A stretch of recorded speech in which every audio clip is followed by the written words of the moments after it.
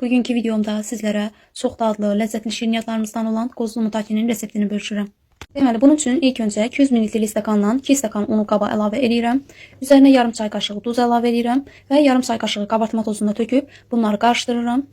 Ardından üzərinə 160 qram otaq temperaturunda yumuşalmış kərə yağı tökürəm və başlayıram əlimlə kərə yağını una qataraq umaç halına gətirməyə. Umaç halına gələndən sonra üzərinə yumurtanın ağını sarısından ayırmışam. Ağını içi üçün ayırmışam. Sarısını bura əlavə edirəm və ardından üzərinə 3 yemək qaşığı dolu xama əlavə edirəm. Qarışdıraraq xəmirimi yoğurmağa başlayıram. Xəmiri yoğura-yoğura görəcəksiniz ki, biraz yapışqan bir xəmirdir. Ələ yapışır. Ona görə ola bilər ki, sizdə un biraz artıq gedə bilər. Mən bura elə bir yarım stəkan da un əlavə elədim. Videonun açıqlamasında ərzaqların miqdarını yenə də qeyd edəcəm. Oradan da baxa bilərsiniz. Gördüyünüz kimi xəmir artıq çox gözəl yoğruldu. Ələ yapışmayan yumuşaq bir xəmir alındı. Və xəmiri streçə büküb yarım saat soyuducuda gözlədirik.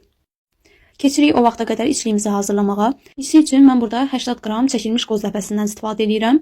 Üzərinə 80 qram da, yəni yarım stəkandan biraz az şəkər tozu tökürəm və bunları yüngülvari biraz qarışdırıram. Qarışdırandan sonra bayaq saxlayıb ayırdığım yumurtanın ağını belə çəngəllə gördüyünüz kimi yaxşıca qarışdırıram. Siz mikserlə də belə ağarana qədər qarışdıra bilərsiniz yumurtanın ağını. Amma mən qarışdırmadım. Belə gördüyünüz kimi əllə biraz qarışdırandan sonra içliyimizin üzərinə əlavə elədim və bunları yaxşı-yaxşı bir-birinə qarışdırdım.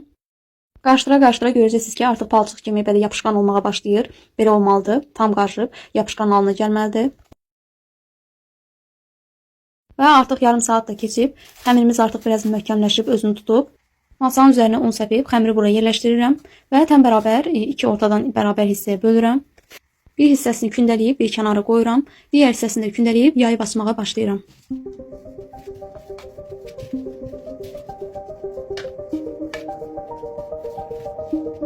Gördüyünüz kimi nazik formada belə açıb yayandan sonra bıçaqla belə gördüyünüz kimi üç bucaq hissələrə bölürəm.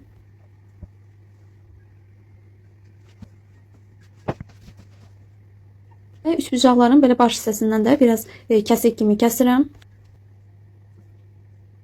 Və hazırladığım içlikdən elə bir çay qaşığı kimi təxmini xəmirlərin belə baş hissəsinə qoyuram.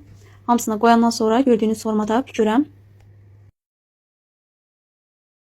Bu reseptlə düz 32 ədəd mutak alındı. Deməli bunları 180 dərəcədə 20-25 dəqiqə bişiririk. Gördüyünüz kimi artıq bişiblər.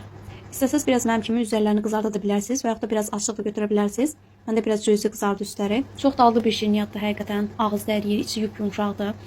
Belə istəsəz axırda üzərinə biraz şəkər pudrasını səpə bilərsiniz. Çox dadlıdır. Dediyim kimi mütləq hazırlamanızı tövsiyə edirəm.